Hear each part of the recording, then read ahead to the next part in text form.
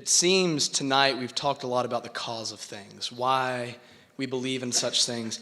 And just from my personal experience, the cause for a lot of atheists' views can sometimes almost be pre-existing from experiences in their lives. Yes. So they use almost scientific reasoning to really overview the underlying fact that a lot of their experiences with Christianity were not healthy experiences. So what are your kind of takes on a lot of those experiences? I try not to psychoanalyze my atheist interlocutors. As a philosopher, I'm called upon to assess the arguments that they give and not to psychoanalyze them as persons.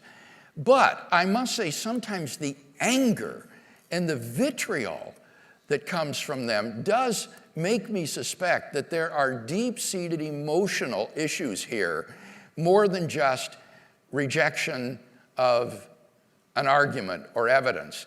And so after sharing the argument with the person, I will sometimes say, you know, I'd like to know, why are you so angry?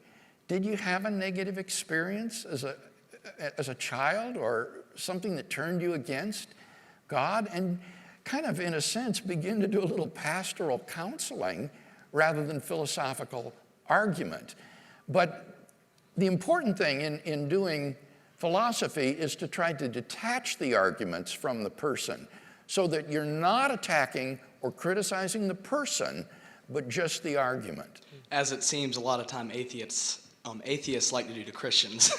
Yeah. As a lot of your experiences with Professor Krauss. Yeah. Oh, you've seen those Australian debates. Yeah, that was pretty vicious. Very attacking your character, which, I mean, yeah, just because of your beliefs, not even because of the person that you are, but just because of the beliefs that you believe in. That was a difficult experience. I've never sustained such personal, venomous attack as from Lawrence Krauss.